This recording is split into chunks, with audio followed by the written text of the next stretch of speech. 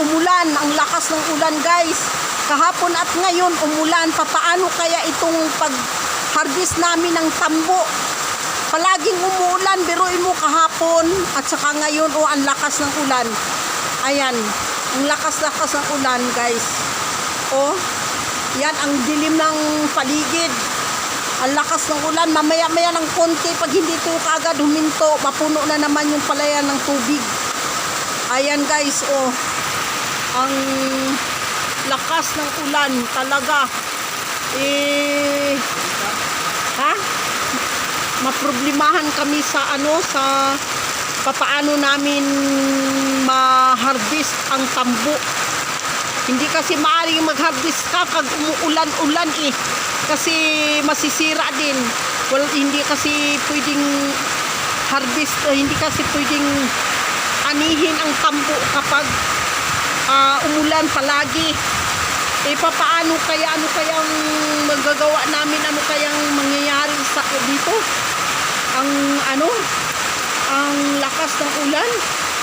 Sus, kahapon at ngayon, lakas ng ulan, kumukulog, kumukidlat kanina.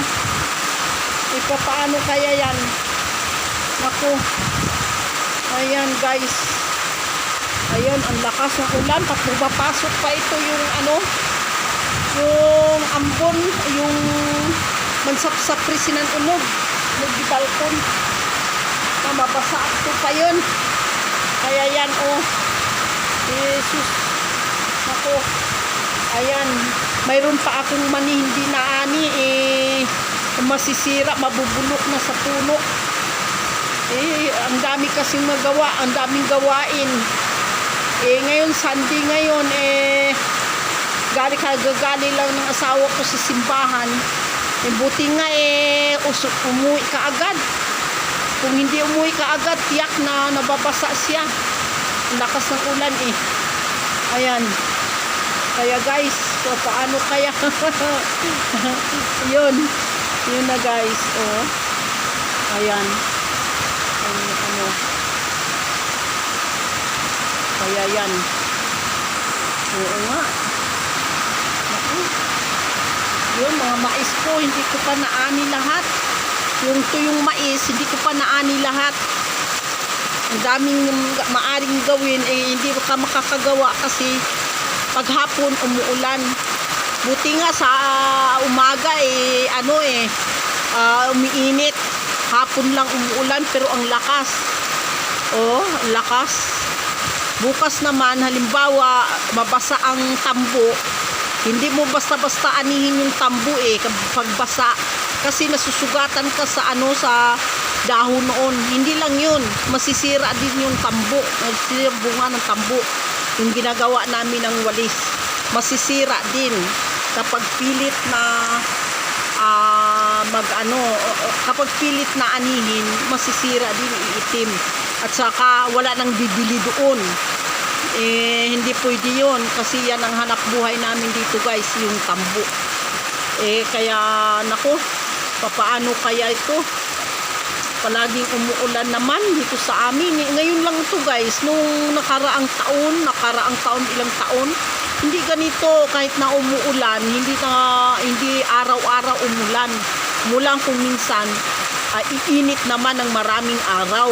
Ngayon, kahapon umulan, nung isang araw umulan. Ngayon umulan uli, ang lalakas pa naman. Tingnan mo, paunti-unti nang mapuno yung palayan ng tubig ulan. Kaya yan guys, ang hirap din. Ang hirap talaga na yung hanap buhay ang madadali. Hanap buhay namin na tambo. Ayan Kaya naku, paano kaya paano kaya? Ayan, napuno na nga Ayan yung palaya napuno na ng tubig, ulan. Ayan, lakas kasi. Yan, tingnan mo yan. Lakas kasi. Maibot abo. Hindi ko nga na nag-ani ng mais kanina. Kanina sana, nag-ani sana ako. Kaya lang Sunday ngayon. Kaya kailangan magpahinga muna tayo ng half day. Ngayon saan ang hapon, mag-aani ako ng tambo. Kaya lang, paano mo aanihin? O mag-aani ako ng mais, paano mo aanihin? Umuulan na nga. Kaya guys, maraming salamat sa inyong panonood sa ating channel. Thank you so much. Kahit na ganito umuulan, binablog ko ito para alam ng mga kapatid ko, mga kamag-anak ko doon sa Cebu, doon sa ibang lugar na ito sa amin palaging umuulan. Kaya maraming salamat guys sa inyong panonood. Thank you so much.